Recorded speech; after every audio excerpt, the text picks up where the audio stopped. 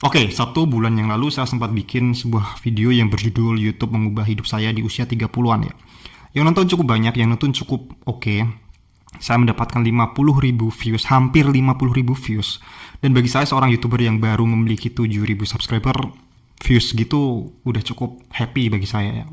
Dan video itu adalah video yang menceritakan bagaimana ketika saya menjadi seorang YouTuber itu banyak hal yang berubah dalam hidup saya ya. Nggak cuma soal aspek finansial, tapi banyak aspek lah. Dan kemarin ada salah satu teman saya yang dia itu pengen menjadi seorang YouTuber dan sempat dia nonton video saya, dia bertanya pada saya, kamu dapat ide ini dari mana sih? Maksudnya kok bisa terpikir hal kayak gitu gitu loh. Yang mungkin bagi kebanyakan orang tuh kayak gak terpikir dengan kayak gitu kan. Dan di video kali ini saya mau memberikan sebuah pengakuan nih bahwa sebenarnya video saya yang itu, ide video saya yang itu sebenarnya adalah hasil dari saya mencuri ide konten dari orang lain. Lebih tepatnya adalah bagaimana saya mencuri ide konten itu dari banyak orang. Mungkin Anda berpikir saya adalah seorang plagiat atau seorang yang melakukan plagiarisme, tapi saya punya argumen bahwa jika Anda adalah seorang konten kreator, Anda itu harus menjadi orang yang kreatif. Dan dalam artian, orang yang kreatif itu adalah orang yang paling banyak mencuri ide dari orang lain.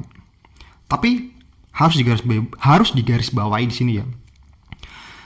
Mencuri yang dimaksud adalah mencuri dengan cara yang etis, mencuri tanpa menjadi seorang plagiat. Nah, saya dulu juga sempat berpikir gini ya. Ketika saya bikin konten, saya itu harus benar-benar mencari ide yang original, mencari ide yang benar-benar fresh.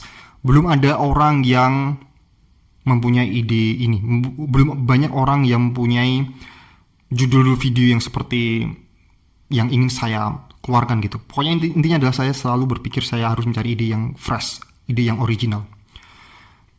Tapi yang harus Anda tahu sebenarnya adalah di dunia ini nggak ada yang original ya. Di dunia ini nggak ada hal yang baru.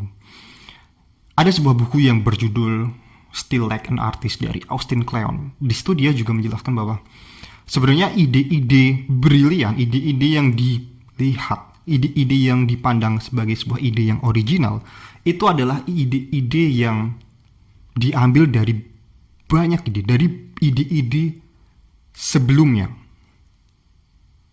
Mungkin Anda melihat sebuah karya yang terlihat original, tapi sebenarnya 9 dari 10 orang yang mengatakan bahwa ide itu original, mungkin sebenarnya cuma nggak tahu sebenarnya ide tersebut tuh diambil dari mana aja.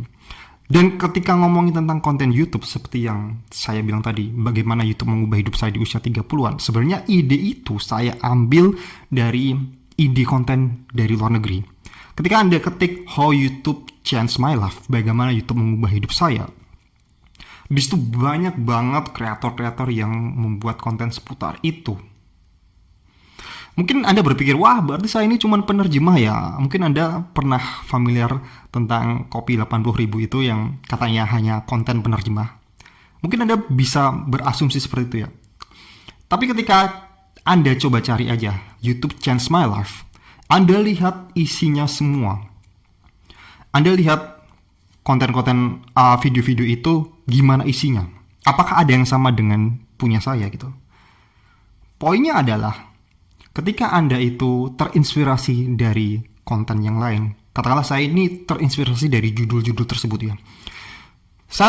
Ketika saya mencari ide konten tersebut, memang pertama ide itu saya dapatkan ketika saya buka YouTube, kemudian tiba-tiba konten tersebut muncul. How YouTube Changed My Life as Introvert. Kalau nggak salah, saya nemu itu dulu.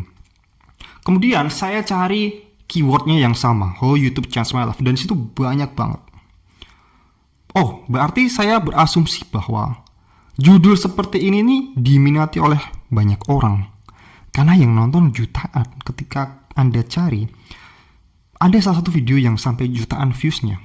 Saya berasumsi dengan data, oh berarti ini diminati ya. Saya bawa itu ke dalam negeri, ke Indonesia gitu, bagaimana YouTube mengubah hidup saya. Tapi yang jadi poinnya adalah saya tidak meniru dari satu video.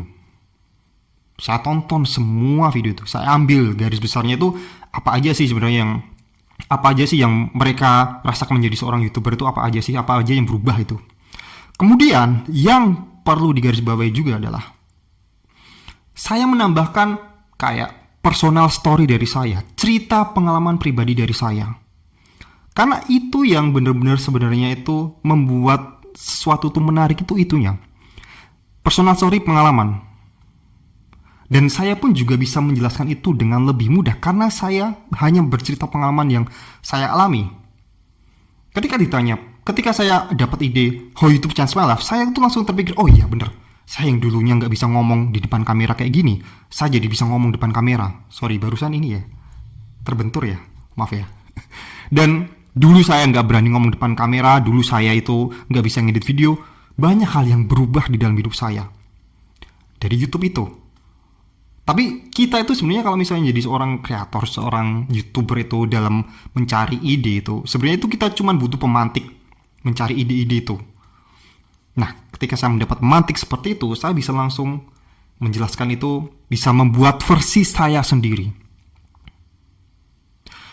Dan ketika Anda berkata, oh berarti itu ikut-ikutan judulnya ya. Ya memang saya mengadopsi itu ke bahasa Indonesia. Tapi ketika ditanya apakah itu plagiarisme atau enggak, menurut saya kalau cuma judul itu bukan sebuah plagiarisme ya. Gini aja lah contoh. Siapa ya? Ahmad Dhani, bandnya Ahmad Dhani apa? Dewa 19. Lagu paling hits adalah Kangen, oke? Itu cukup hits ya. Cukup orang-orang kalau bisa nyebut Dewa 19 lagu paling hits pasti banyak orang yang bilang Kangen gitu. Tapi ketika ada musisi lain yang bikin judul lagunya Kangen, tapi secara formula, secara isinya itu beda dengan lagu Kangen versi Dewa 19, menurut Anda apakah itu adalah sebuah tindakan plagiarisme? Karena logikanya gini, kata Kangen itu nggak bisa dihak ciptakan karena itu bukan milik personal sendiri gitu. Tapi notasi, isi itu adalah milik seseorang, miliknya Ahmad Dhani. Jadi menurut saya kalau misalnya ngomongin tentang judul, asal itu belum dihak ciptakan, maksudnya bukan sebuah judul yang unik atau berhubungan dengan identitas seseorang, menurut saya bisa ditiru, bisa diambil inspirasinya. Mungkin kalau misalnya Anda itu bingung mengembangkan dari judul itu, terus mengembangkan di dalam diri kita, Anda bisa pakai cara saya juga, yaitu Anda tonton video-video yang membahas tentang hal tersebut. Anda simpulkan apa aja sih yang dibahas, apa aja sih formulanya, strukturnya itu apa aja. Kemudian Anda bikin versi Anda sendiri. Itu kalau bisa dibilang ketika Anda mengumpulkan dari banyak konten, itu ada sebuah riset. Nah, kembali lagi ke bukunya Austin Kleon yang Still Like an Artist tadi ya. Perbedaan antara plagiat dengan original adalah ketika plagiat itu Anda itu cuma mengambil dari satu konten saja. Anda tiru ketiplek dari satu konten aja, itu namanya adalah plagiat. Tapi ketika Anda itu mengumpulkan banyak konten dari kreator yang sama, maksudnya kreator yang memiliki judul itu adalah sebuah riset namanya. Bedakan itu. Dan ketika Anda menjadi seorang kreator, seorang YouTuber, Anda itu tidak bisa jauh dari kata riset, jauh dari mendapatkan inspirasi tersebut. Karena ya memang nggak ada yang baru di dunia ini. Semua itu udah ada. Semua source itu udah ada. Tinggal kita itu mengemasnya. Sebagai YouTuber itu sebenarnya kita itu cuma mengemas informasi. Kita itu memberikan opini. Nggak ada informasi yang baru sebenarnya. Belum ada informasi yang baru. Oke, bentar. Ada azan ya. Oke, azannya udah selesai ya. Kita lanjut lagi ya. Jadi kesimpulannya adalah, kita langsung kesimpulan aja. Jika Anda adalah seorang konten kreator atau YouTuber yang kebingungan untuk mencari ide konten, Anda bisa menggunakan tips yang saya lakukan tadi ya. Anda bisa melakukan banyak riset. Anda lihat judul konten yang misalnya sama dengan topiknya dengan Anda lihat judulnya. Anda lihat berapa jumlah views-nya di situ. Dan Anda adopsi itu di video Anda. Tapi saya sangat menyarankan Anda itu, bukan sangat menyarankan sih, saya sangat menghimbau Anda jangan plek-ketiplek dengan konten tersebut. Anda harus ceritakan dengan gaya Anda sendiri, dengan personal story Anda sendiri, dengan pengalaman Anda sendiri.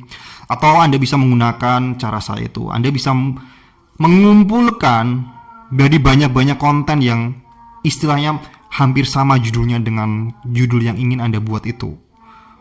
Anda summarize, Anda ringkas, kemudian Anda presentasikan, Anda tayangkan sesuai dengan style Anda. Oke? Mungkin video kali ini cukup sekian ya, dan bagi Anda yang mungkin kebingungan, Anda adalah seorang YouTuber atau orang yang ingin bikin channel YouTube, tapi Anda bingung untuk menentukan ide atau topik niche yang masih kompetisinya itu masih rendah, masih belum banyak orang yang masuk. Anda bisa download ebook YouTube Niche Navigator yang saya taruh di linknya di video ini ya. Ini ada ini ada ebook yang saya tulis berdasarkan pengalaman saya sendiri. Mungkin video kali ini cukup sekian, terima kasih sudah menonton, sampai jumpa di video berikutnya.